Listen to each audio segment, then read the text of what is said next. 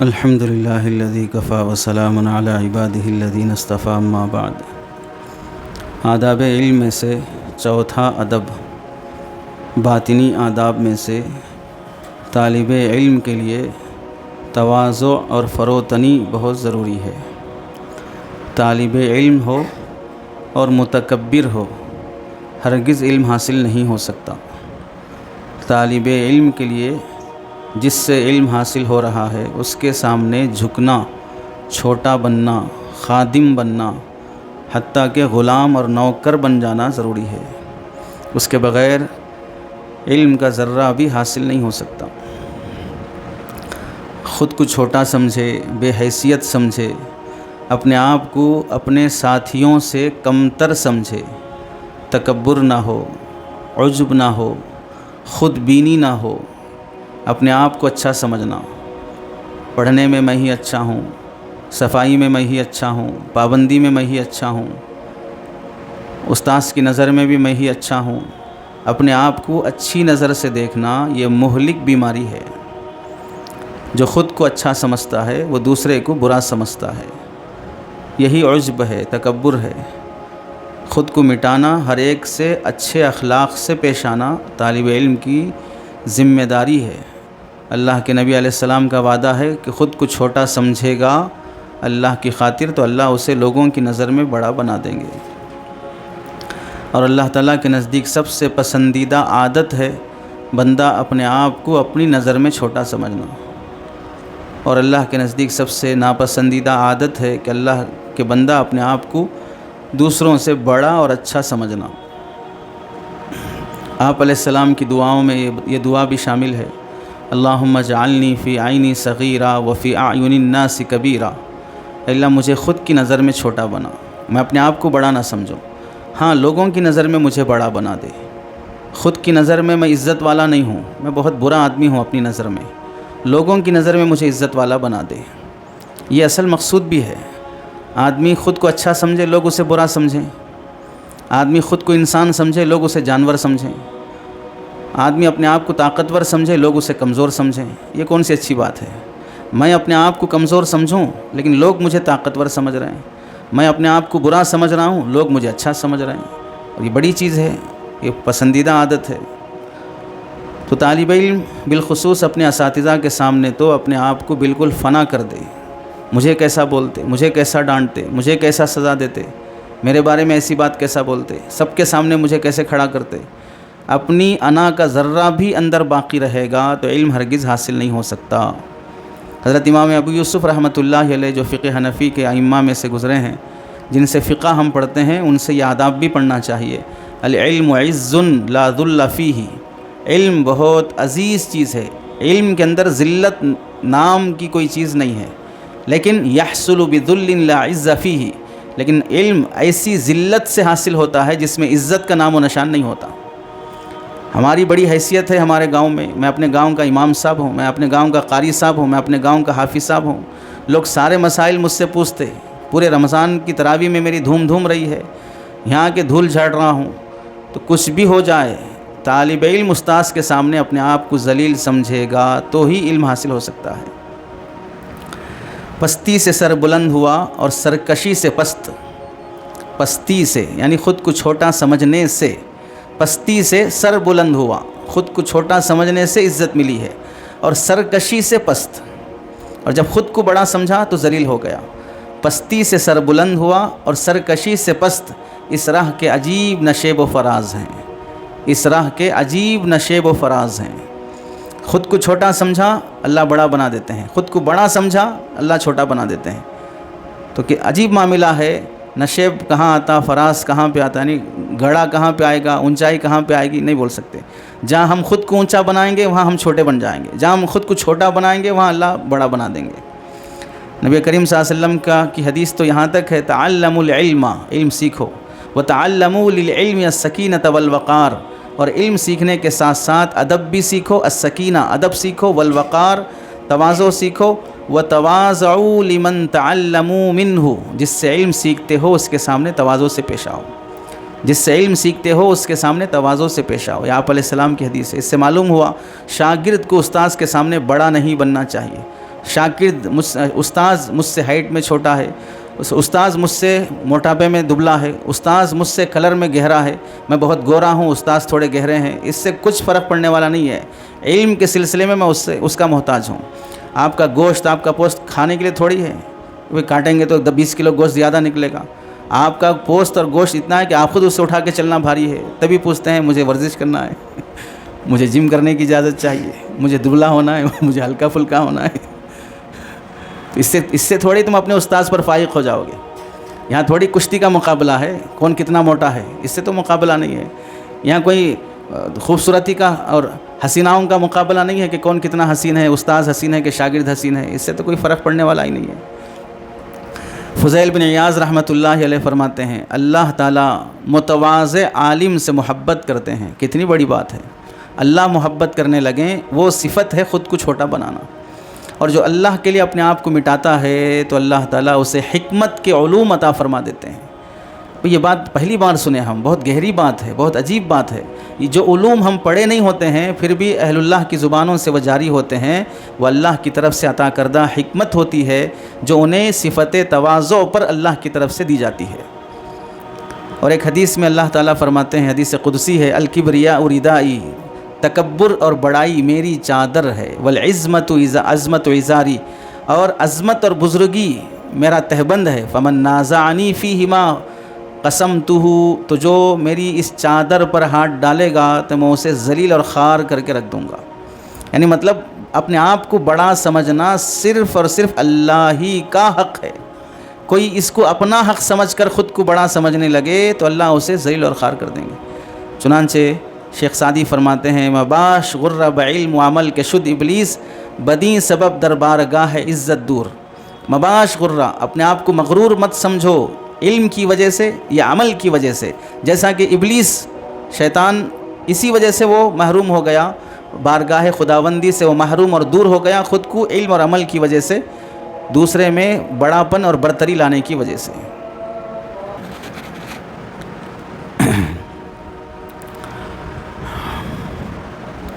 رحمت المتعلمین ایک کتاب ہے، اس میں لکھا ہے کہ بہت بڑا فائدہ اور جلب منفعت، فائدہ حاصل کرنے کی کنجی یہ ہے کہ جس سے نفع حاصل کرنا ہو، خواہ وہ خالق ہو یا مخلوق، اس کے سامنے اپنے آپ کو مٹا دے اور فنا کر دے۔ جس سے فائدہ اٹھانا ہے، اللہ سے فائدہ اٹھانا ہے، اللہ کے سامنے خود کو مٹا دو۔ کسی انسان سے علمی دینی فائدہ اٹھانا ہے، شاگرد ہے استاذ کے سامنے، سالک اور طالب ہے اپنے شیخ اور مرشد کے سامنے، خود کو مٹا دے اور اپنی رائے کو، اپنے خیالات کو، اپنی سوچ کو بالکل دخل نہ دے۔ میرے خیال میں ایسا بہتر ہے، میری رائے ایسی بہتر ہے، یہ چھوڑ دے تو پھر دیکھے اللہ تعالیٰ اسے کیسا فائدہ پہنچاتے ہیں اور کیسا کمال اسے عطا کرتے ہیں۔ خودرائی چھوڑ دینا یہ نفع تام کا ذریعہ ہے، مکمل نفع ملے گا خودرائی چھوڑنے سے۔ شاعر کہتے ہیں تو دروں گم شو وصال این است و بس، تو مباش اصلاً کمال این است و بس، تو خود کو گم کر دے کسی اور میں، بس پانے کا یہی راستہ ہے۔ خود کو اللہ میں گم کر دے، خود کو اپنے شیخ میں گم کر دے، خود کو اپنے استاذ میں گم کر دے۔ میری کوئی حیثیت نہیں ہے صاحب، بس میرے استاذ جو بولیں وہ ہے، میری کوئی حیثیت نہیں ہے، میرا شیخ جو بولے وہ بس ختم۔ خود کو دوسرے میں گم کر دینا یہی پانے کا راستہ ہے، اور خود کو اب الگ ممتاز بنا کے رکھنا یہ کوئی کمال کی بات نہیں ہے۔ میری بھی کوئی حیثیت ہے، میری بھی کوئی ویلیو ہے، میری بھی کوئی عزت اور مقام ہے، ایسا کیسا بول دے سکتے؟ یہ پانے کا راستہ نہیں ہے۔ جب تم خود اصل ہو تو ہمارے پاس کیوں آئے؟ تمہارے اندر خود وہ کمال ہے تو پھر کیوں ہمارے پاس پڑے ہوئے ہو؟ اپنے کمالات کو خود پھیلاتے رہو، عام کرتے رہو۔ پڑے رہنا اس بات کی علامت ہے کہ میں محتاج ہوں، آپ سے سیکھنا چاہتا ہوں۔ چنانچہ حضرت مولانا حکیم اختر صاحب رحمۃ اللہ علیہ فرماتے ہیں ہندوستان کی بڑی شخصیت حضرت مولانا سید سلیمان ندوی رحمۃ اللہ علیہ، جو اپنے دور میں علم، فلسفہ، سیرت، اسلام پر اعتراضات کے جوابات میں ان کا لوہا منوایا تھا، کوئی ان کا مقابلہ نہیں کر سکتے تھے۔ حضرت تھانوی رحمۃ اللہ علیہ خود ان کے علم سے متاثر تھے، اتنا بڑا عالم اور علامہ۔ جب پہلی ملاقات حضرت تھانوی رحمۃ اللہ علیہ سے ہوئی تو حضرت حکیم اختر صاحب رحمۃ اللہ علیہ فرماتے ہیں میں بھی وہاں موجود تھا، تو حضرت سید صاحب جن کے علم کی توتی سارے ہندوستان میں بولتی ہے، اتنا مشہور شخص ہے، وہ حضرت تھانوی کے پاس آیا اور کہنے لگے کہ حضرت کچھ نصیحت فرما دیجیے۔ حضرت تھانوی فرماتے ہیں بھائی میں آپ حضرت پہلے خود سوچے بھائی اتنے بڑے عالم کو میں کیا نصیحت کروں، کون سی بات ان کو نہیں معلوم ہوگی۔ حضرت تھانوی فرماتے ہیں آپ جیسے فاضل کو میں کیا نصیحت کر سکتا ہوں۔ پھر فرمایا لیکن اپنے بزرگوں سے جو کچھ میں نے سنا ہے اس کا تکرار کر دیتا ہوں، اور وہ یہ ہے کہ تمام تصوف اور تزکیہ کا حاصل اپنے کو مٹا دینا ہے بس۔ تصوف اور تزکیہ کا حاصل اپنے کو مٹا دینا ہے بس، میری کچھ حیثیت نہیں ہے۔ بس اتنا جملہ حضرت تھانوی کی زبان سے نکلنا تھا، سید صاحب پر گریا رونا طاری ہو گیا۔ اس وقت حضرت حکیم اختر صاحب رحمۃ اللہ علیہ فرماتے ہیں، ایک شعر اس وقت کہا کہ بہت چاہا نہ ظاہر ہو کسی پر راز ضبط غم، بہت چاہا نہ ظاہر ہو کسی پر راز ضبط غم، جو غم میں اپنے اندر چھپا کے رکھا ہوں اس غم کا کسی پر اظہار نہ ہو۔ یہ میں نے بہت کوشش کی، دو آنسوں کہہ گئے لیکن شکستہ دل کا افسانہ، ٹوٹے ہوئے دل کی پوری کہانی دو آنسوں میں بیان ہو گئی۔ کہ اصل یہی چیز ہے کہ آدمی اپنے آپ کو مٹائے۔ حکیم اختر صاحب رحمۃ اللہ علیہ فرماتے ہیں نہ چھوڑا شائبہ تک دل میں احساس دو عالم کا، نہ چھوڑا شائبہ تک دل میں احساس دو عالم کا، معاذ اللہ محبت کا یہ انداز حریفانہ، خبر کیا تھی بنائے گی محبت ایسا دیوانہ، مجھے بننا پڑے گا خود محبت ہی کا فسانہ۔ سمجھ میں نہیں آیا؟ یہی آپ کی سمجھداری کی علامت ہے۔ اس کے بعد حضرت تھانوی رحمۃ اللہ علیہ کے پاس سید صاحب 3 دن رہے، مجلسوں میں شریک رہے۔ تیسرے دن کھڑے ہو کر جہاں صحن سے نکلنے کا جو راستہ ہے اس کے چبوترے پر ہاتھ رکھ کے کہنے لگے پوری زندگی یہ سمجھ رہا تھا کہ جو کچھ مجھے معلوم ہے علم وہی ہے، لیکن ان بڑے میاں کے پاس آ کے پتہ چلا کہ وہ سب جہالت تھی، علم تو ان کے پاس ہے۔ آپ اندازہ کر لیں پورے ہندوستان میں جس کے سیرت النبی علامہ شبلی رحمۃ اللہ علیہ کی جو کتاب ہے اس کے 3 جلدیں علامہ شبلی لکھے ہیں، باقی 5 جلدیں تقریباً علامہ سید سلیمان ندوی لکھے ہیں، سیرت کی معتبر کتاب۔ اتنا بڑا شخص یہ کہہ رہا ہے کہ اب تک ہم جس کو علم سمجھ رہے تھے یہاں آنے کے بعد پتہ چلا وہ سب جہالت تھی، علم تو ان بڑے میاں کے پاس ہے۔ پھر کہنے لگے جانے کس انداز سے تقریر کی پھر نہ پیدا شبہ باطل ہوا، جانے کس انداز سے تقریر کی پھر نہ پیدا شبہ باطل ہوا، آج ہی پایا مزہ قرآن میں جیسے قرآن آج ہی نازل ہوا، آج ہی پایا مزہ قرآن میں جیسے قرآن آج ہی نازل ہوا۔ تو بزرگوں کے پاس اپنے آپ کو مٹا دینا، استاذ کے سامنے اپنے آپ کو مٹا دینا۔ جماعت اول میں داخلہ ہوا تو اردو پڑھنا بھی نہیں آ رہا تھا، املا بھی نہیں آ رہا تھا، اپنا نام بھی نہیں لکھ پا رہا تھا۔ ہوتے ہوتے جماعت پنجم تک پہنچ گیا تو اپنی صلاحیت کو اپنے استاذ کی صلاحیت سے تقابل کرنے لگا، مجھے کون سا فن زیادہ آتا ہے، میرے استاذ کو کون سا فن زیادہ آتا ہے۔ زوال وہیں سے شروع ہو گیا۔ جب اپنے آپ کو استاذ کے مقابل کا سمجھ گیا، چاہے استاذ کو اس کا علم ہو یا نہ ہو، زوال وہیں سے شروع ہو گیا۔ میری حیثیت ہی نہیں ہے کہ میں استاذ کا تقابل کر سکوں۔ حضرت عبداللہ ابن مسعود رضی اللہ تعالیٰ عنہ فرماتے ہیں جس کے سینے میں قرآن ہو اسے چاہیے کہ ایسی رات گزارے کہ اس کی رات سے پتہ چلے کہ حافظ قرآن ہے، کیونکہ جب لوگ سب سو جاتے ہیں اسے رات میں تہجد اور نوافل میں اپنی تلاوت میں ہونا چاہیے۔ جس دن لوگ کھانے پینے میں مشغول ہوں اسے روزوں کا اہتمام ہونا چاہیے، اس کے دن سے پتہ چلے گا کہ حافظ قرآن ہے اس لیے روزے سے ہے۔ اور جب لوگ خوشیاں منا رہے ہوں تو اسے آخرت کا غم کھا رہا ہو تو اس کے آنسوں بتائیں گے کہ یہ حافظ قرآن ہے۔ جس دن لوگ غیبتوں اور بکواس میں لگے ہوں تو اس کی خاموشی بتائے گی کہ حافظ قرآن ہے، اس واسطے خاموش اپنی فکر میں ہے۔ اور جب لوگ ادھر ادھر ہانک رہے ہوں تو اس موقع پر وہ اللہ کے استحضار اور خوف و خشیت میں، تواضع اور مسکنت میں مبتلا ہو، اس کے یہ اوصاف بتائیں گے کہ یہ حافظ قرآن اور عالم دین ہے۔ اور ہم حافظ قرآن، عالم دین اچھے کپڑوں سے، اچھے جوتوں سے، اچھے چشموں سے اور بے جا جھگڑوں سے بتانا چاہتے ہیں کہ ہم بھی کچھ ہیں۔ حضرت ابن مسعود رضی اللہ تعالیٰ عنہ علامات اور اوصاف کچھ اور دیکھنا چاہتے ہیں۔ حضرت عطا رحمۃ اللہ علیہ فرماتے ہیں اخلاق حمیدہ کا خلاصہ اگر کیا جائے تو اس کا حاصل تواضع نکلے گا، خود کو چھوٹا سمجھنا ہی اخلاق حمیدہ کا خلاصہ ہے۔ تمام رذائل اور الامراض، تمام برائیوں کی جڑ اگر کسی کو قرار دیا جائے وہ ہے تکبر، اپنے آپ کو بڑا سمجھنا۔ تھوڑا کیا ڈانٹ دیے چہرہ بنا لیا، آنا بند کر دیا، خدمت چھوڑ دیا، پتہ چلا کبر بھرا ہوا ہے۔ اس واسطے اپنی غلطی پر ڈانٹ سننا نہیں چاہتا ہے، اپنی غلطی پر اصلاح سننا نہیں چاہتا ہے۔ اکابرین میں سے، نقشبندی بزرگوں میں سے حضرت پیر صاحب دامت برکاتہم کے شیخ کے پاس ایک صاحب آتے تھے، شیخ نے کسی غلطی پر ڈانٹ دیا آنا چھوڑ دیے۔ تو حضرت سے جب ذکر کیا گیا کہ حضرت وہ ایک تنبیہ پر چلے گئے، واپس نہیں آ رہے ہیں، تو حضرت نے فرمایا ہاں بھائی، انہیں اپنی اصلاح پسند نہیں ہے، وہ اپنے آپ کو سدھارنا نہیں چاہتے، اس واسطے چلے گئے۔ جنہیں اپنی اصلاح پسند ہے وہ ہمارے پاس رہے۔ اصلاح اور درستگی، گاڑی ایکسیڈنٹ ہو گیا، کہیں سے چپک گئی، کہیں سے دب گئی، تو اب جب میکینک کے پاس جائیں گے تو وہ درست کرنے کے لیے ٹھکائی کرے گا، اب آوازیں نکلیں گی، تو ہمیں ٹھکائی کر رہے ہیں تو گاڑی کیسے اصلاح ہوگی پھر؟ تو ٹھکائی کی تو آواز باہر صورت آئے گی۔ اب جو اس آواز کو پسند نہیں کرتا ہے، تنبیہ کو پسند نہیں کرتا ہے، تو جائے اپنی گاڑی ویسے ہی رکھ لے۔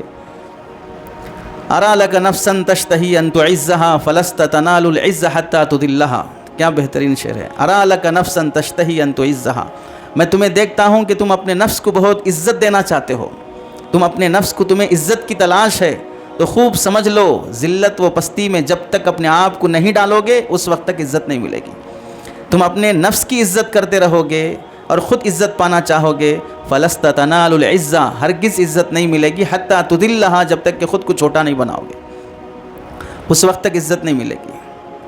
اور بہت خطرناک بات، قرآن مجید کی روشنی میں ہم سب کو اس آیت کو بار بار پڑھتے رہنا چاہیے۔ تکبر انسان کو فہم سلیم سے اور علوم الہیہ سے محروم کر دیتا ہے۔ جب طالب علم یا کوئی بھی انسان، حتیٰ کہ عالم، مفتی، استاذ، ناظم، کوئی بھی شخص کبر میں مبتلا ہو جائے گا تو پھر اللہ اس کی فہم بھی چھین لیتے ہیں اور اس کی عقل سلیم اور علوم الہیہ سے بھی محروم کر دیتے ہیں۔ کہاں ہے؟ سأصرف عن آیاتی الذین یتکبرون فی الارض، سأصرف عن آیاتی، ہم اپنی نشانیاں، اپنے احکامات ان سے پھیر لیں گے جو کیا کرتے ہیں، سأصرف عن آیاتی، جو ہماری آیتوں سے منہ موڑ لیتے ہیں، اور وہ متکبر لوگ ہیں، بغیر الحق، ناحق طریقے سے۔ وَإِذْ يَرَوْا كُلَّ آیَةٍ لَا يُؤْمِنُوا بِهَا، جب ان کا حال یہ ہوگا، ہماری نشانیاں دیکھیں گے، لا یؤمنوا بها، پھر بھی اس پر ایمان نہیں لائیں گے۔ وَإِنْ يَرَوْا سَبِيلَ الرُّشْدِ، انہیں ہدایت کا راستہ دکھا بھی دیا جائے، لا يَتَّخِذُوهُ سَبِيلًا، وہ چلنے کا راستہ نہیں سمجھیں گے۔ کتنی واضح تنبیہ ہے، الَّذِينَ يَتَكَبَّرُونَ فِي الْأَرْضِ، جو لوگ زمین میں تکبر سے چلتے ہیں، انہیں پوری نشانیاں، پوری قرآن، پوری حدیث، پوری کتابیں، درس نظامی سب دکھا دیا جائے، ایک کتاب سمجھ میں نہیں آ رہی ہے، اندر کبر کتنا بھرا ہوا ہے، ایک بات عقل میں نہیں بیٹھ رہی ہے۔ تو تکبر سے آدمی علوم الہیہ سے بھی محروم اور فہم سلیم سے بھی محروم ہو جاتا ہے۔ بہت خطرناک بات ہے۔ اپنے آپ کو دوسروں سے بڑا سمجھنا، افضل سمجھنا، اتنی منحوس عادت ہے کہ جو شخص اس میں مبتلا ہوتا ہے اللہ اس کی عقل معاف کر دیتے ہیں، اپنی آیتیں اور اپنے قرآن کے علم سے اللہ اسے محروم کر دیتے ہیں، سمجھنے کی صلاحیت ختم ہو جاتی ہے، نہ آیات قدرت کی نشانیوں پر غور کر سکتا ہے، نہ اسے معرفت الہی حاصل ہو سکتی ہے۔ تفسیر روح البیان میں لکھا ہے، اس سے معلوم ہوا، اس آیت کے تحت میں لکھا ہے، تکبر ایسی بری خصلت ہے جو علوم ربانیہ کے لیے حجاب بن جاتی ہے۔ بہت بڑی بات ہے، تکبر ایسی بری خصلت ہے جو علوم ربانیہ کے لیے حجاب بن جاتی ہے، کیونکہ علوم ربانیہ صرف اس کی رحمت سے حاصل ہوتے ہیں، اور رحمت خداوندی تواضع سے حاصل ہوتی ہے، اور تکبر سے رحمت خداوندی حاصل نہیں ہوتی۔ کتنی بڑی بات ہے۔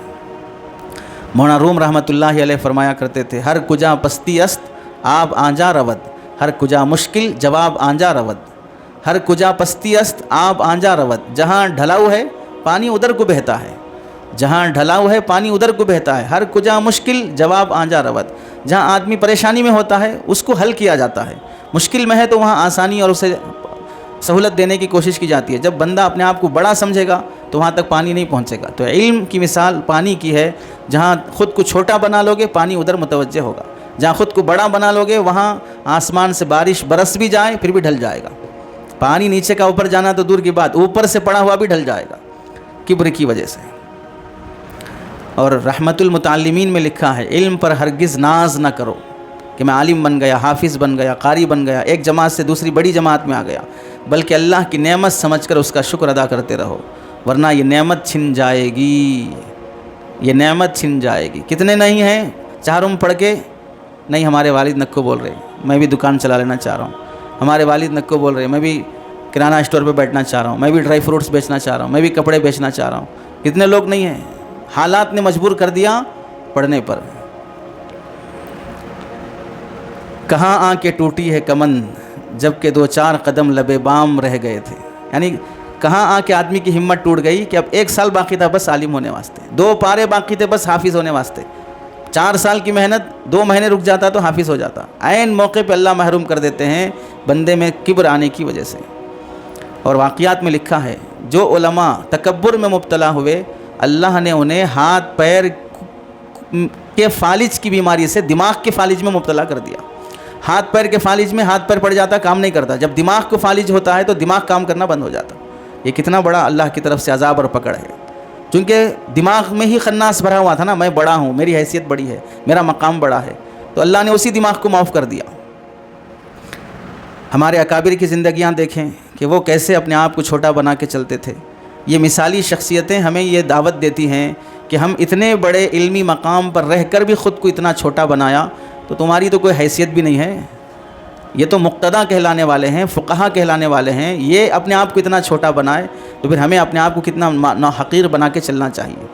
امام مالک رحمۃ اللہ علیہ کی مثال، جب کوئی ان سے فتویٰ پوچھتا یا مسئلہ پوچھتا تو اس وقت اگر وہ جزیہ ان کو معلوم نہیں ہوتا تو بہت کشادہ پیشانی کے ساتھ، شرم حیا جھجک نہیں، کیا سمجھیں گے اگر میں جواب نہیں دوں گا، ایسا کچھ بھی نہیں ہے، بہت سادے انداز سے بول دیتے لا ادری، میں نہیں جانتا ہوں، مجھے نہیں معلوم۔ ایسا ہوتا ہی نہیں تھا، گول مول ایسا بھی چل سکتا ہے، ایسا بھی ہو سکتا ہے، پڑھے جیسا خیال لگ رہا ہے، یاد نہیں آ رہا ہے، حوالہ سوچ رہا ہوں، یہ سب جو باتیں ہوتی ہیں اپنے شان کو باقی رکھنا چاہتا ہے، بتانا یہ چاہتا ہے کہ معلوم ہے لیکن ابھی یاد نہیں آ رہا، حالانکہ معلوم ہی نہیں ہے، پڑھا ہی نہیں ہے، گول مول کی باتیں۔ میرے خیال سے ایسا ہونا چاہیے۔ خیال بھی کب ماخذ شریعت بن گیا؟ ماخذ شریعت تو صرف 4 ہی ہیں، کتاب اللہ، سنت رسول اللہ، اجماع امت، قیاس۔ اب اپنا خیال بھی ماخذ کا درجہ ہو گیا، 5 ماخذ تھوڑی ہیں شریعت میں، میرے خیال سے ایسے ہونا چاہیے۔ تمہارے خیال کی کیا حیثیت، تمہاری کیا حیثیت کہ خیال سے مسئلے بتانے لگے؟ تو صاف بول دیتے مجھے نہیں معلوم ہے، دیکھ کے بتاؤں گا، پوچھ کے بتاؤں گا کیا مسئلہ ہے۔ اور ایسا 1-2 بار نہیں، امام مالک رحمۃ اللہ علیہ کے شاگرد ابن وہب رحمۃ اللہ علیہ فرماتے ہیں اگر میں صرف امام مالک کے لا ادری کو جتنی بار سنا ہوں انہیں لکھنا شروع کر دوں گا تو وہ ایک موٹی جلد کی کتاب بن جائے گی، جس کتاب کا نام بھی لا ادری اور شروع سے لے کے آخر تک کے تمام صفحات پر لکھا ہوا ہے لا ادری، اس کے علاوہ کچھ لکھا ہوا نہیں اس میں۔ یعنی اتنی بار میں نے سنا لا ادری کہ لا ادری پر ایک کتاب لکھی جاتی ہے جس کا مضمون ہی لا ادری ہے اور کتاب میں مواد بھی لا ادری ہے، میں جانتا ہی نہیں ہوں، ہر صفحہ کھولو ہر صفحے پہ لا ادری لکھا ہوا ہے۔ اب اس سے بڑی نصیحت کیا کی جا سکے؟ یعنی کتنا انہوں نے اپنے آپ کو لا علم ظاہر کیا، مجھے جو نہیں معلوم ہے بس میں نہیں معلوم ہے۔ اس سے اندازہ کریں کہ یہ وہ شخص ہے امام مالک رحمۃ اللہ علیہ جنہیں امام دار الہجرہ کہا جاتا تھا، مدینہ کا امام، اور بخاری شریف، مسلم شریف، یہ تمام صحاح ستہ لکھنے سے پہلے حدیث کی فن میں جو کتاب لکھی گئی وہ موطا مالک ہے، ان کا یہ عالم ہے۔ امام ابو حنیفہ رحمۃ اللہ علیہ حدیث کی فن میں کتاب لکھی، فن حدیث میں، اس کے بعد موطا مالک جو سب سے پہلے، بخاری سے پہلے حدیث کی کتاب جو پڑھائی جاتی تھی وہ صرف موطا مالک پڑھائی جاتی تھی۔ ایسا شخص کہہ رہا ہے کہ مجھے نہیں معلوم ہے، جن کے ہارون رشید نے کہا تھا کہ میں جو تم نے موطا مالک کتاب لکھی ہے اس کو پورے عرب ممالک میں اسے عام کر دیا جائے کہ سب لوگ یہی کتاب پڑھیں، جسے قانونی لحاظ سے اپنی کتاب کو پورے مملکت عربیہ میں عام کرنے کا موقع تھا، اتنا بڑا عالم کہہ رہا ہے کہ مجھے نہیں معلوم۔ اور ہمارا حال یہ ہے کہ ہم 6 سے 5 گھنٹے پڑھ کے بہت بڑے علامہ سمجھنے لگ جائیں، 2-4 کتابیں پڑھا کے ہم اپنے آپ کو سید سلیمان ندوی سمجھنے لگ جائیں، یا ہم میں سے کوئی اور ایسا بھی ہوگا جو خود کو امام مالک سمجھے گا۔ وہ مالک نہیں ہوگا، وہ مالک ہوگا، وہ مالک نہیں ہوگا، وہ مالک ہوگا۔ مالکا، تمہیں کیا ہو گیا، کیوں ایسا کر رہے ہو؟ وہ مالک نہیں ہوگا، وہ مالکا ہوگا۔ تو کیا ہو گیا تمہیں، دماغ خراب ہو گیا تمہارا، کیوں ایسا سمجھ رہے ہو؟ یہ امام مالک ہیں جن کے درسگاہ میں خلفائے اسلام، امرائے بلاد، تابعین بھی ان کے پاس سیکھنے کے لیے آتے تھے، ائمہ حدیث، مجتہدین، فقہا، قضات، صوفیہ، زہاد، ادبا، شعراء سب ان کی مجلس میں آتے تھے۔ ان کا حال یہ ہے کہ مجھے نہیں معلوم ہے مسئلہ، اتنا صاف تھا ان کا۔ اب تو حال یہ ہے کہ ڈاکٹر بھی مسئلے بتا رہا ہے، انجینئر بھی مسئلے بتا رہا ہے، گارے مٹی سے در و دیوار ٹوائلٹ بنانے والا بھی مسئلے بتا رہا ہے، جنہیں باتھ روم اور واش روم بنانا تھا وہ تفسیر کر رہا ہے۔ تو پھر بتائیے کیا حال ہوگا؟ ہر شاخ پہ الو بیٹھا ہے، انجام گلستان کیا ہوگا؟ برباد گلستان کے لیے ایک ہی الو کافی تھا، اب تو ہر یوٹیوبر الو بنا ہوا ہے، انجام یوٹیوب کیا ہوگا؟ یہی حال ہے۔ جس کو تھوڑا بہت دینداری آ گئی، تھوڑا بہت پڑھ لیا، جان لیا، وہ خود کو مفتی سمجھ رہا ہے، مفت میں مفتی بن گیا، جو چاہے دھڑلے سے مسئلے بتانا شروع کر دے۔ دوسری مثال حضرت جنید بغدادی رحمۃ اللہ علیہ کی، ایک مسجد میں حضرت جنید بغدادی بیٹھے ہوئے تھے، پوری مسجد نمازیوں سے بھری ہوئی تھی۔ اچانک ایک شخص آ کر مسجد میں اعلان کیا کہ ہم میں سے جو سب سے برا ہے وہ مسجد سے باہر ہو جائے۔ ایک شخص نے اعلان کیا، تو اگر یہ اعلان اس مجمع میں ہو تو کوئی اٹھے گا؟ اعلان کرنے والے کو سب لوگ دیکھیں گے کتنا برا انسان ہے، کیا اعلان کر رہا ہے۔ اب تک تو اعلان سنا تھا کہ بھائیوں بزرگوں دوستوں نماز کے بعد تشریف رکھیں، دین اور ایمان کی بات ہوگی، یہ سنا تھا۔ اب یہ اعلان سن رہے ہیں کہ بھائی جو سب سے برا ہے وہ اس مسجد سے اٹھ جائے۔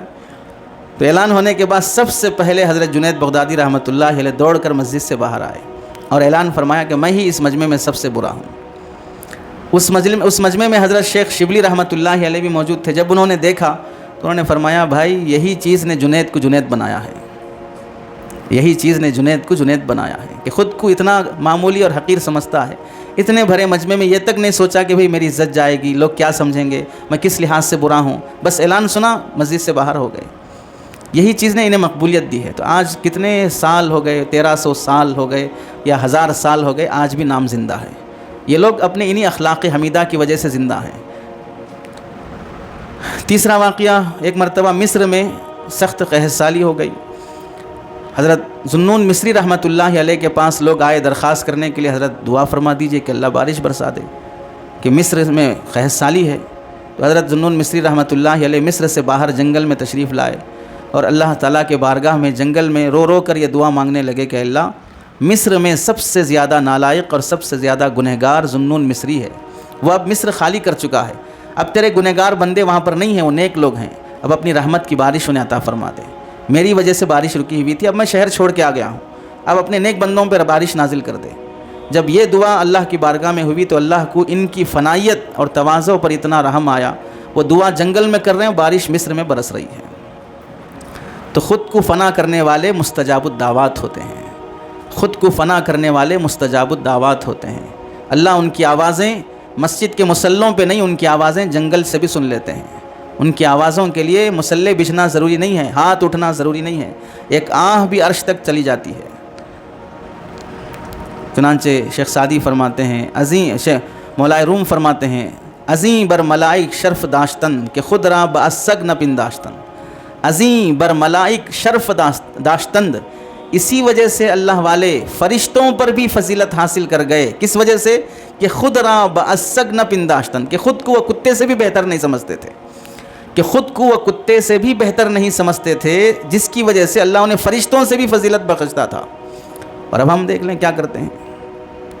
شیخ جنید عبد القادر جیلانی رحمۃ اللہ علیہ فرماتے ہیں، بہت نصیحت کی بات ہے ہم سب کے لیے، ایمان چوں سلامت بلب گور بریم احسن تو بری چستی و چالا کی یہ ماں، ایمان چوں سلامت بلب گور بریم، جب ایمان کو قبر میں سلامتی کے ساتھ لے جاؤں گا تو اس وقت میں اپنے دین میں اپنی چستی اور چالاکی کو اچھی نظر سے دیکھوں گا کہ ہاں میں ایک عقل مند انسان ہوں، میں ایک چالاک انسان ہوں، میں ہوشیار انسان ہوں۔ کیوں؟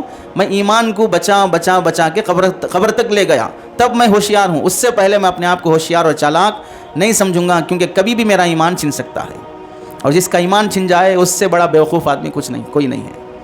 حضرت تھانوی رحمۃ اللہ علیہ فرماتے ہیں، جب تک بندہ زندہ ہے تو اسے اپنی شان نہیں بنانی چاہیے۔ میری بھی ایک حیثیت ہے، میری بھی ایک شان اور مقام اور امیج ہے، میری بھی ایک ویلیو ہے، میرا بھی ایک اسٹیٹس ہے، یہ جب تک زندہ ہے نہیں کرنا چاہیے۔ کیوں؟ کیا خبر کہ کیا حالت ہونے والی ہے، کیا انجام ہونے والا ہے۔ ہاں جب دنیا سے صحیح سالم ایمان لے کر نکل جائے پھر جتنا چاہے اینٹتے رہو، جتنا چاہے خود کو اپنے آپ کو بڑا سمجھ لو، لیکن مرنے کے بعد کس کے سامنے اینٹو گے؟ مطلب یہ ہے کہ زندہ رہنے تک انسان کو کبھی اپنے آپ کو بڑا نہیں سمجھنا چاہیے، اینٹنا ہی ہو تو مرنے کے بعد۔ زندہ ہو تو جھکتا ہے انسان، اگر مرتا ہے تو پھر اکڑ جاتا ہے، اس واسطے میت اکڑا ہوا رہتا ہے۔ زندہ ہے تو جھکتا ہے، میت اکڑا اسے واسطے ہوتا ہے کہ اس میں جان نہیں ہے۔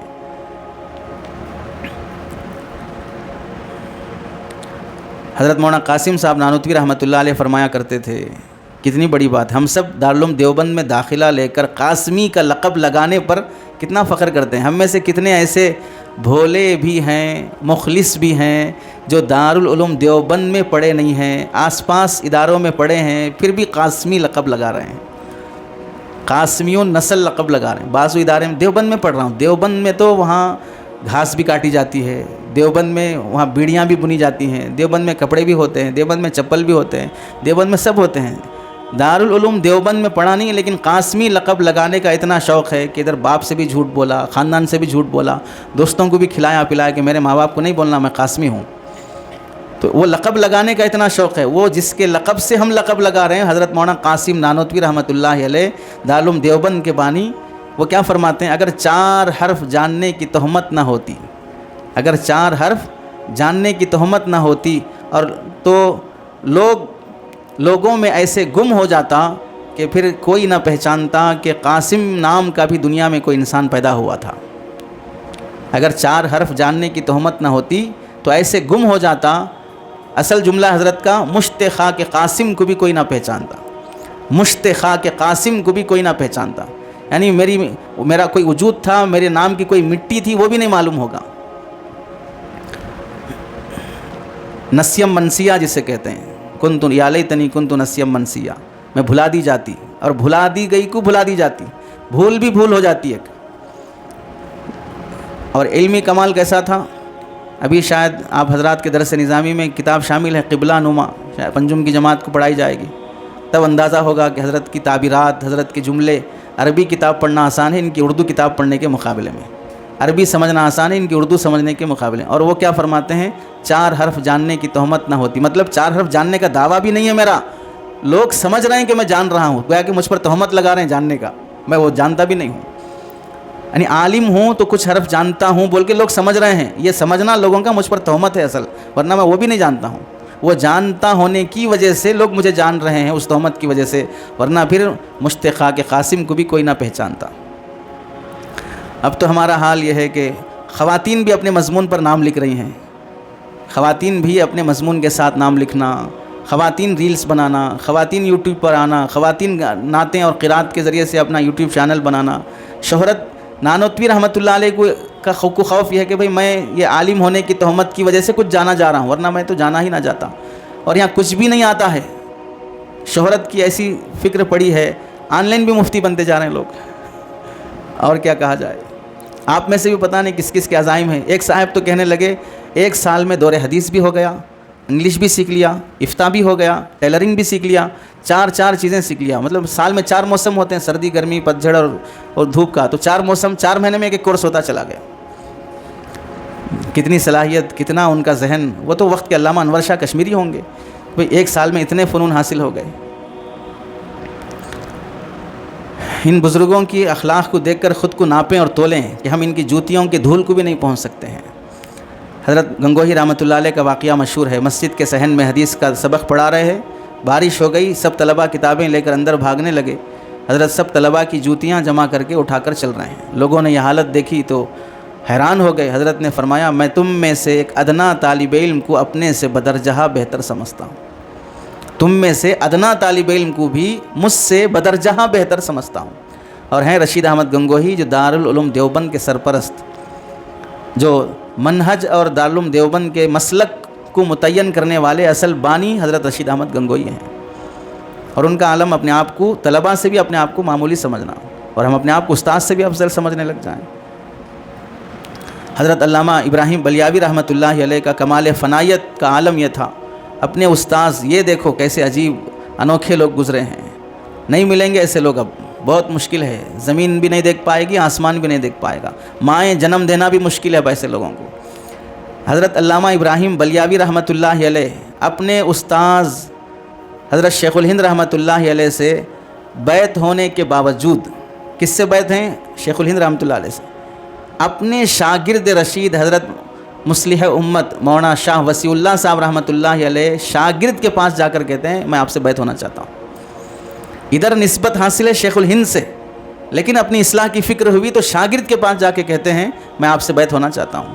یہ تک نہیں سوچا کہ دارالعلوم دیوبند کا استاذ ہوں، شیخ الحدیث ہوں، کتنے اکابر، حضرت مولانا نعمت اللہ صاحب، علامہ قمر الدین صاحب، مفتی سعید صاحب رحمۃ اللہ علیہ، یہ تمام اکابرین دیوبند انہی سے پڑھے ہوئے ہیں، علامہ ابراہیم بلیاوی سے، شیخ الحدیث ہے دارالعلوم دیوبند کا، اور شیخ الہند رحمۃ اللہ علیہ سے نسبت حاصل ہے، پھر بھی اپنے شاگرد کے پاس جا کے کہتے ہیں کہ میں آپ سے اصلاحی تعلق قائم کرنا چاہتا ہوں۔ اور بڑھاپے کے عالم میں دیوبند سے الہ آباد دور دراز کا شہر ہے، سفر کر کے اپنے شاگرد کے پاس اصلاحی تعلق قائم کرتے ہوئے ان کی مجلس میں شرکت کرنے جاتے تھے۔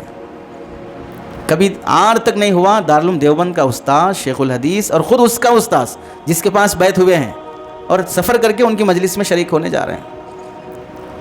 طلب ہو اصلاح کی تو پھر یہ سب چیزیں بہت آسان ہیں، طلب نہ ہو اور خود کو قالوا قلوبنا غلف یہودیوں کی طرح کہتے ہوں کہ ہمارے دل تو بہت بھرے ہوئے ہیں، ہمیں بہت کچھ آتا ہے، تو پھر پابندی لگانے پر بھی جمعہ کی اثر میں حاضری مشکل ہے۔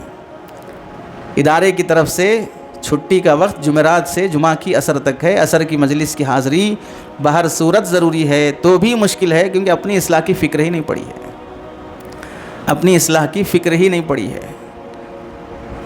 مربی بننا چاہتے ہیں مربع بنے بغیر، فاعل بننا چاہتے ہیں مفعول بنے بغیر، مصلح بننا چاہتے ہیں مصلح بنے بغیر۔ خود کی اصلاح نہیں ہوئی ہے لیکن دوسروں کی اصلاح کرنا چاہتے ہیں۔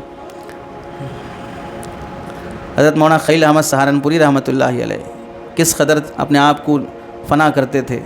حضرت تھانوی رحمۃ اللہ علیہ آپ کی تواضع سے متعلق فرماتے ہیں کہ مولانا میں حضرات سلف کی اسی تواضع، حضرت مولانا خلیل احمد سہارنپوری میں صحابہ تابعین طب تابعین میں جو تواضع تھی وہ تواضع میں نے خلیل احمد سہارنپوری میں دیکھی ہے، صحابہ جیسی تواضع۔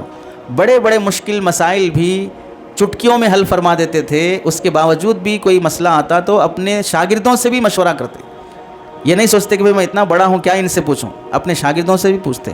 چھوٹے شاگرد ان کے پاس پڑے ہوئے کچھ ان کو اس مسئلے کے بارے میں تبصرہ کرتے، کچھ ذکر کرتے تو ایسی توجہ سے سنتے گویا کہ کوئی بڑا آدمی بول رہا ہے۔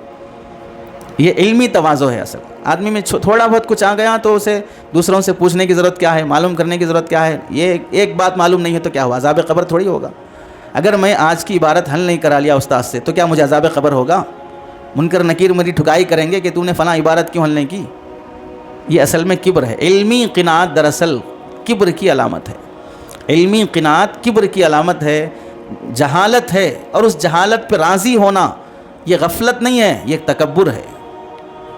کبر کی وجہ سے معلوم کرنا نہیں چاہ رہا ہے، میں پوچھوں گا تو کیا سمجھیں گے، میں پوچھوں گا تو میری عزت چلی جائے گی۔ امام احمد بن حنبل رحمۃ اللہ علیہ فقہا میں سے ہیں، 4 بڑے بڑے مسالک کے، عربی النسل ہیں، عربی اور عجمی کا فرق تو واضح ہے، اور اس کے باوجود بھی عالم یہ تھا کبھی کسی کے سامنے اپنی خوبیوں کا تذکرہ پسند نہیں کرتے تھے۔ علامہ ذہبی فرماتے ہیں، امام احمد بن حنبل کے ایک معاصر ابو نعمان رحمۃ اللہ علیہ نقل کرتے ہیں، امام احمد نے میرے پاس کچھ پیسے رکھائے تھے خرچ کے لیے، اور جب جب ضرورت پڑتی تو وہ پیسے لیتے تھے۔ ایک دن میں نے ان سے کہا کہ ابو عبداللہ مجھے معلوم ہوا ہے کہ آپ عربی النسل ہیں، تو امام احمد نے جواب دیا، یا ابا نعمان نحن قوم مساکین، میرے عربی النسل ہونے پہ تمہیں فخر کرنے کا کوئی مسئلہ نہیں ہے، ہم تو غریب لوگ ہیں، نحن قوم مساکین، ہم غریب لوگ ہیں، مسکین لوگ ہیں۔ جب میں ان سے بار بار پوچھا تو وہ ٹالتے ہی رہے، کوئی جواب نہیں دیا، حتیٰ کہ امام احمد بن حنبل رحمۃ اللہ علیہ کی مقبولیت کا عالم یہ تھا، اس زمانے کے غیر مسلم صرف امام احمد کا دیدار کرنے کے لیے آتے تھے، کہ احمد نام کے ایک بزرگ کے بارے میں ہم سنے، انہیں دیکھنے کے لیے آ رہے ہیں، جس کے دیدار کے لیے صرف مسلمان نہیں غیر مسلم آتے ہیں۔ ایک مرتبہ ایک عیسائی ڈاکٹر علاج کے لیے مدینہ آیا ہوا تھا، اس نے کئی سال سے یہ تمنا رکھی تھی کہ امام احمد کا نام بہت سنا ہے، انہیں دیکھنے کی آرزو ہے، اور سنا ہے کہ وہ اپنی زندگی پوری اسلام کی خدمت کے لیے وقف کر دیے ہیں، اور مخلوق کے لیے وہ بہت خیر و برکت کا سہارا بنے ہوئے ہیں، اور میں اگر ایسے شخص کا دیدار کر لوں گا تو مجھے اپنے دوستوں پر فخر حاصل ہوگا کہ میں وہ شخص ہوں جس نے امام احمد کا دیدار کیا ہے۔ تو آپ بتاؤ ان کے نزدیک، غیر مسلموں کے نزدیک امام احمد کے صرف دیدار کا کتنا بڑا مقام تھا، ان کو دیکھ لیا تو اپنے ساتھیوں پہ فخر کر سکتا ہوں میں۔ اسے آج کے زمانے میں سمجھنے کے لیے کہ کوئی ہندوستانی یہاں سے مدینہ منورہ جائے، وہاں کسی پاکستانی بڑے عالم سے ملاقات ہو جائے، حضرت مفتی تقی عثمانی صاحب سے، حضرت پیر صاحب سے، حضرت الیاس گھمن صاحب سے، تو پھر یہاں کے بعد کیا کریں گے؟ پیر صاحب سے ملاقات ہوئی ہے، الیاس گھمن صاحب سے ملاقات ہوئی، اس کے فوٹوز کیسے چلیں گے، ویڈیوز کیسے چلیں گے؟ تو یہ جس طرح ایک مرتبے اور مقام کی بات سمجھی جاتی ہے، امام احمد کے زمانے میں نہ کوئی ویڈیو تھا، نہ کوئی فوٹوگرافر تھے، اس کے باوجود بھی مقبولیت کا عالم یہ تھا کہ عیسائی فخر کر رہا ہے کہ میں آپ کو دیکھ لوں گا تو اپنے ہمسروں پہ فخر کر سکتا ہوں۔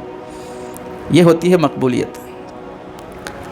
جب وہ چلا گیا تو میں نے عرض کیا، میرا خیال ہے کہ ساری دنیا اسلام آپ کے لیے دعا کرتی ہوگی۔ امام احمد سے میں نے کہا تو انہوں نے فرمایا، بھائی انسان پر اپنی حقیقت منکشف ہو جاتی ہے تو پھر کوئی کچھ بھی کہہ لے وہ پھر دھوکے میں نہیں آتا ہے۔ یہ تو بڑی بات، تعریف کی بات تھی نا بھائی، پورا عالم اسلام آپ کی تعریف کر رہا ہے، تو امام احمد فرماتے ہیں جس کو اپنی حقیقت معلوم ہو جائے پھر اسے ان تعریفوں کی کوئی حیثیت نہیں رہتی اس کے نزدیک۔ آدمی کو یہی سمجھنا چاہیے، جب تک سامنے والا تعریف کر رہا ہے آپ بہت اچھے استاذ ہیں، آپ بہت بڑے ناظم ہیں، آپ بہت بڑے خطیب ہیں، آپ بڑے فلاں ہیں، تو سمجھنا چاہیے کہ ابھی اس بندے کو میری حقیقت معلوم نہیں ہوئی ہے، جتنا جانتا ہے بس وہی کہہ رہا ہے، اور بہت کچھ ہے جو جاننا چاہیے، جو نہیں جان رہا اس واسطے تعریف کر رہا ہے۔ شیخ الہند رحمۃ اللہ علیہ دارالعلوم دیوبند کے استاذ بھی ہیں اور شیخ الہند ہیں، ہندوستان کے شیخ ہیں۔ آزادی میں آپ کے کارنامے کتنے رہے ہیں۔ اس زمانے میں چٹائیاں جس طرح آج کل یہ قالین اور یہ چیزیں بچھائی جاتی ہیں، اس زمانے میں بوریے بچھائے جاتے تھے۔ ندی اور تالاب کے کناروں پر گھاس سوکھتی تھی، اسے سکھانے کے بعد اس سے بوریے بنائے جاتے، وہ بوریے بنا کر نرم قالین کی طرح اسے بچھا کر مسجدوں میں وہی فرش ہوتا تھا۔ سردیوں کے موسم میں سردی سے بچنے بہت کام آتے تھے۔ ایک مرتبہ جس مسجد میں آپ پڑھا رہے تھے، طلباء سے کہنے لگے چلو ہم سب تالاب جا کے بوریے کی گھاس کاٹ کے لاتے ہیں۔ 4 طلباء کو ساتھ لیا، خود درانتی لے کے گھاس کاٹنے لگے اور اس گھاس کے 5 کٹے بنائے۔ طلباء نے پوچھا کہ بھئی ہم تو 4 ہی ہیں، آپ 5 کیوں بنا رہے ہیں؟ تو حضرت شیخ الہند رحمۃ اللہ نے فرمایا میں بھی ہوں 5واں، 5 گٹریاں، ہم سب 5 آدمی ہیں تو 5 کے 5 اٹھا کے لے جائیں گے۔ طلباء ایک ایک گٹری اٹھا لیے، شیخ الہند رحمۃ اللہ علیہ بھی ایک گٹری اٹھا کر تالاب سے سر پہ رکھ کے 4 طلباء اور شیخ الہند دیوبند میں داخل ہو رہے ہیں، تو سارا دیوبند دیکھ رہا ہے کہ استاد اور شاگرد سر پہ گھاس اٹھا کے لا رہے ہیں، اور کوئی کسر اس میں شان نہیں ہے کہ بھئی میری عزت جائے گی، میں دارالعلوم کا استاذ ہوں، لوگ مجھے شیخ الہند سمجھتے ہیں، آزادی ہند کا مجاہد سمجھتے ہیں، اور سر پہ گھاس اٹھا کے لا رہے ہیں، اور ایسے لا رہے ہیں گویا کہ میں اسی کا مستحق ہوں۔ ایسے نہیں کہ وہ تواضع بھی تسنع میں ظاہر ہو رہی ہو، میں یہ اٹھا کے لا رہا ہوں بول کے بھی کچھ دکھاوا پیدا ہو رہا ہو، بلکہ ایسے لا رہے ہیں کہ میں اسی کا مستحق ہوں، میری حیثیت اتنی ہے۔ اور آج کل کوئی ایسے واقعات سن کے کچھ جھکنا بھی چاہے گا تو نیت پیدا ہو جائے گی، میں اتنی بڑی جماعت کا ہوں، میں جھک رہا ہوں تو لوگ میری عظمت پیدا ہو جائے تھوڑی بہت، میں اتنا بڑا عالم ہوں، میں اتنا بڑا مفتی ہوں، میں اتنا بڑا فلاں ہوں، میں جھک رہا ہوں تو لوگ میری تھوڑی بہت عظمت پیدا ہو جائے، تو اس جھکنے میں بھی مخلص نہیں رہتا ہے، اس تواضع میں بھی تواضع نہیں رہتی ہے، تسنع بشکل تواضع، دکھاوا رہتا ہے، شکل تواضع کی ہے، بس بناوٹ ہوتی ہے، بناوٹ کے پھولوں سے خوشبو نہیں آتی ہے، اس سے عظمت پیدا نہیں ہوتی ہے، کاغذ کے پھولوں سے خوشبو جس طرح نہیں آتی ویسے بناوٹ کے تواضع سے عظمت پیدا نہیں ہوتی۔ حضرت مولانا یعقوب صاحب رحمۃ اللہ علیہ جو دارالعلوم دیوبند کے پہلے صدر مدرس گزرے ہیں، دارالعلوم دیوبند کے پہلے صدر مدرس، تواضع کا عالم یہ تھا، کبھی کبھار پڑھاتے ہوئے کوئی عبارت سمجھ میں نہیں آتی، طلباء سے کہتے یہیں بیٹھے رہو میں ابھی پوچھ کے آتا ہوں، اپنے ماتحتی میں پڑھانے والے کسی استاذ کے پاس جاتے اور کہتے کہ مولانا مجھے عبارت سمجھ میں نہیں آ رہی، تھوڑا آپ تقریر کر دیجئے اس کی۔ تو اس زمانے کے شاگرد کیسے ہوتے تھے، حالانکہ وہ استاذ انہی سے پڑھے ہیں، تو وہ استاذ کتنا سلجھا ہوا اور سنجیدہ تھا، وہ اس عبارت کا حل اور اس کی شرح کرتے ہوئے یہ نہیں کہتا کہ حضرت میں نے اس کا یہ مطلب سمجھا ہے، ایسا نہیں بولتے، حضرت ہم نے آپ سے یہ پڑھا ہے، آپ نے ہم کو پڑھاتے ہوئے یہ سمجھایا ہے، اور پھر اس کے بعد وہ سناتا، نسبت بھی کرتا تو اپنے استاذ کی طرف، اگر وہ یہ بھی ہو سکتا ہے بولنے کا انداز، میں اس عبارت کا یہ مطلب سمجھ رہا ہوں، تو میں آ گیا نا یہاں پر، میں سمجھ رہا ہوں، اس استاذ کا بھی انداز یہ ہوتا ہے حضرت آپ نے ہم کو یہ سمجھایا ہے، ہم نے آپ سے یہ پڑھا ہے، اور پھر اس کے بعد سناتے۔ یہ ہوتی ہے کسر نفسی، خود کو آدمی چھوٹا بنا۔ حضرت تھانوی رحمۃ اللہ علیہ فتاوا کی کتاب لکھے ہیں، نام کیا ہے حضرت تھانوی کے فتاوا کی کتاب کا؟ امداد الفتاوا، اشرف الفتاوا نہیں ہے، امداد الفتاوا، یہ سب کچھ امداد کی نسبت سے، حاجی امداد اللہ مہاجر مکی رحمۃ اللہ علیہ، ان کی جوتیوں کا صدقہ ہے جو مجھے لکھنے کا موقع ملا، اس واسطے نام بھی رکھا کیا؟ امداد الفتاوا، امداد الاحکام، قرآن مجید سے احکام پر کتاب لکھی، امداد الاحکام، سب اس کی طرف، یہ سب امداد کے لطف و کرم کا نتیجہ ہے، تو دوسروں کی طرف منسوب کر دیتے۔ حضرت تھانوی کے پاس ایک صاحب آئے جو حضرت کے خلیفہ ہیں، کتاب لا کر پیش کیے، کیا کتاب ہے؟ حضرت ایسے ہی میرے ایک شاگرد نے میرے ملفوظات جمع کر دیے ہیں، میرے ملفوظات۔ حضرت نے کھول کے دیکھا تو حضرت فرماتے ہیں کس کے؟ حضرت تھانوی کے خلیفہ کے ملفوظات کی کتاب ہے، حضرت تھانوی کے خلیفہ کے ملفوظات کی کتاب ہے۔ حضرت تھانوی نے دیکھ کے فرمایا ابھی سے یہ بھوت سوار ہو گیا، فرمایا کا کتاب بھی بازو رکھ دیا اور خلافت بھی واپس لے لی، کتاب رکھ دیا اور خلافت واپس لے لی۔ ابھی شیخ زندہ ہے اور شیخ کی موجودگی میں خود فرمایا کرنے لگے، خود کے ملفوظات جمع ہونے کا شوق۔ اب تو شاگرد بھی اپنی کتاب پر حاشیہ بنائے گا، استاذ نے سمجھایا لیکن میں یہ سمجھتا ہوں، اپنی ڈائری اور کاپی میں لکھنا بھی گوارا نہیں ہوگا۔ یہ سب باتیں تو آتی رہتی ہیں، یہ سب پرانی باتیں ہیں، کیا ہوگا اس سے لکھنے سے؟ تو کتنے ایسے ہی بیٹھے ہوئے ہیں جنہیں لکھنا گوارا نہیں ہے، جنہیں نوٹ کرنا گوارا نہیں ہے۔ چونکہ شوق ہی نہیں ہے نا، اپنے کو پڑھا ہوا سمجھ رہے ہیں، پرانی باتیں ہیں، ایسی باتیں ہیں. جب آدمی کو یہ اندر بھرا ہوا ہوتا ہے تو بھرے ہوئے گلاس میں اب اس میں اور کتنا پانی آ سکتا ہے؟ نہیں آ سکتا، بس ختم. بھرا ہوئے کو اور کیا بھرا جا سکتا ہے؟ طلب جب ہوتی ہے تو آدمی لینے کے لیے تیار ہوتا ہے. تو حضرت تھانوی نے خلافت واپس لے لی، اور پھر اتنا ہی بس نہیں، یہی بہت بڑی سزا ہے. پھر فرمایا نماز کے بعد کھڑے ہو کر اعلان کرو کہ لوگوں میری حیثیت کچھ نہیں ہے، میں تو ایک جولاہا تھا، میں ایک جولاہا تھا، کپڑے بننے والی ذات کا آدمی تھا. مجھے اللہ نے یہ نعمت دی تھی خلافت کی، میں سنبھال نہیں سکا، اللہ نے مجھ سے واپس لے لی. کھڑے ہو کے اعلان کرو. ارے سمجھے؟ اب تو سبق نہ سنانے پر کھڑا کر دیں تو سمجھتے ہیں کہ بھئی گویا کہ علامہ سید سلیمان ندوی کو کھڑا کر دیا گیا ہے.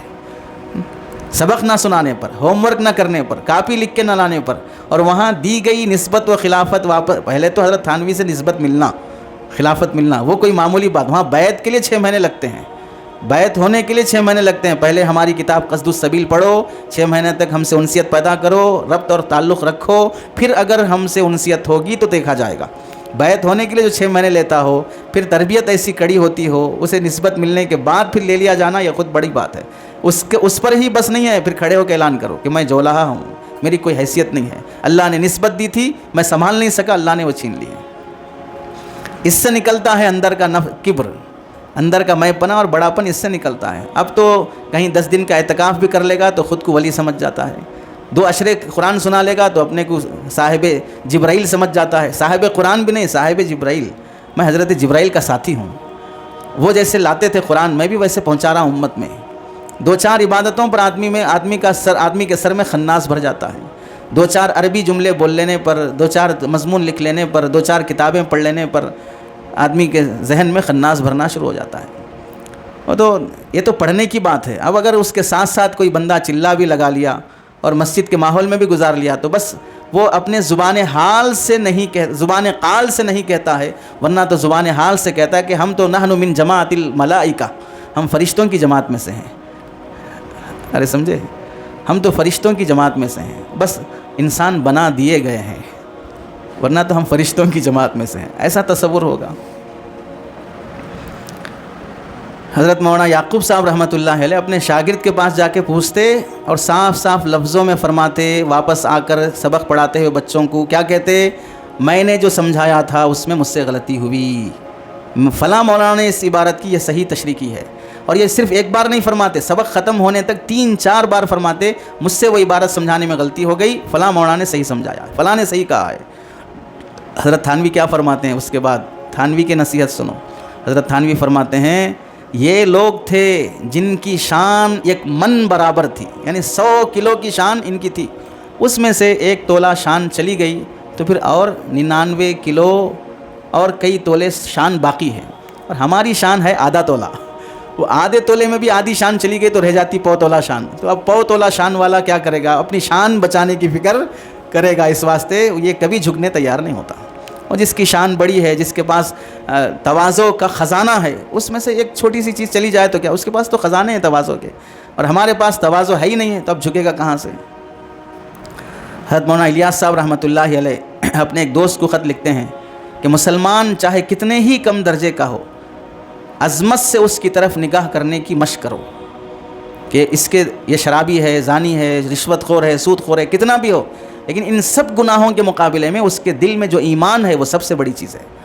تو اس کے گناہوں کی وجہ سے اس کی حقارت کے بجائے اس کے ایمان کی عظمت کی وجہ سے اس کا احترام کرنا سیکھو. تو اب دیکھیے ان لوگوں کی دیکھنے کی نیت اور سوچ کیسے ہوتی تھی، کتنی عظمت اور احترام سے دیکھتے تھے. اور پھر حضرت مولانا الیاس صاحب خود فرماتے تھے، میں اپنے آپ کہ خود کو ایسا پیش کرتے تھے کہ میرے پاس جو بھی بندہ آتا ہے دعوت و تبلیغ میں اس میں ہر بندے کو اپنے سے افضل سمجھتا ہوں کہ اللہ کے یہاں یہ زیادہ مقبول بندہ ہو سکتا ہے.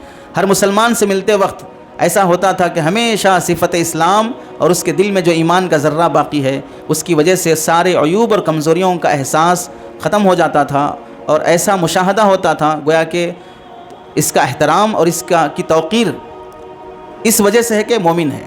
اور اس سے عملی طور پر بھی آپ حضرات کو بھی سکھایا جاتا ہے گشت میں جانے کے بعد کہ بھئی اگر رہبر ایسا ہو جو سامنے والے کی 1000 عیوب اور غلطیاں ہوں تو سب پہ پردہ ڈال کے ایک خوبی بھی اس کے اندر ہو تو اس سے تعارف کرائے. وہ صرف گشت کی حد تک نہیں ہے، وہ ساری زندگی ہے۔ اور ہمارا حال تو ہے کہ وہاں تک تو تعارف رہے گا، پھر آنے کے بعد خوب اس کی غیبت جو کچھ بچی کچی ہے پوری ہو جائے گی، جو کچھ عزت اس کی بچی کچی ہے سارے تذکرے میں آ جائیں گے۔ حسین احمد مدنی رحمۃ اللہ علیہ، یہ کتنے اکابرین کے واقعات آ رہے ہیں، اس کی قدر کرنی چاہیے۔ کتنے ایسے مولوی ہیں، کتنے ایسے طلباء ہیں، 8 سالہ زندگی میں ہمارے اکابرین کی زندگی کا ایک ذرہ بھی انہیں معلوم نہیں ہوتا ہے کہ کون کیسے تھے، کن کے کیا کیا اخلاق حمیدہ تھے۔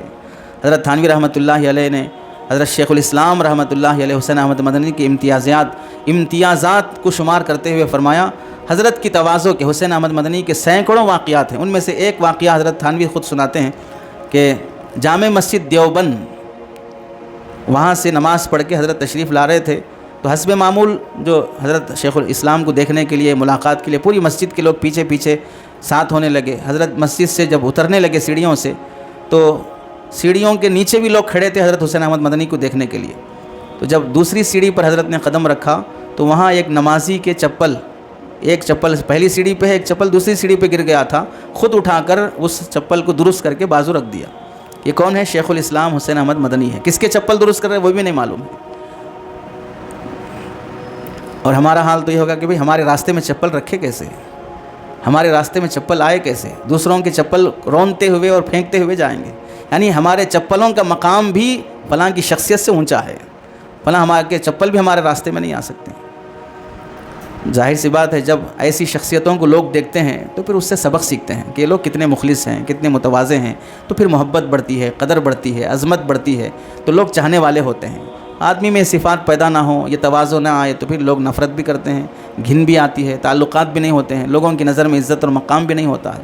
ان سب واقعات کے سنانے کا مقصد یہ ہے کہ ہمیں اپنے استاذ سے تواضع سے پیش آنا، ہمیں اپنے اصلاح نفس کے سلسلے میں شیخ اور مرشد سے تواضع سے پیش آنا، ہمیں اپنے ساتھیوں کے ساتھ تواضع سے پیش آنا، یہ ہمارے اخلاق حمیدہ کا کمال ہے، یہ وافر حصہ ہے جو ہمیں اپنے اندر پیدا کرنا چاہیے۔ اور علم تواضع کے بغیر حاصل نہیں ہو سکتا ہے، سیکھنے کے لیے آدمی کو جھکنا پڑتا ہے، سیکھنے کے لیے آدمی کو چھوٹا بننا پڑتا ہے۔ اللہ سے دعا ہے کہ اللہ تعالی ہمیں عمل کی توفیق نصیب فرمائے، متواضع بنائے، متصنع بننے سے اللہ حفاظت فرمائے۔ آمین۔ وآخر دعوانا الحمد للہ رب العالمین۔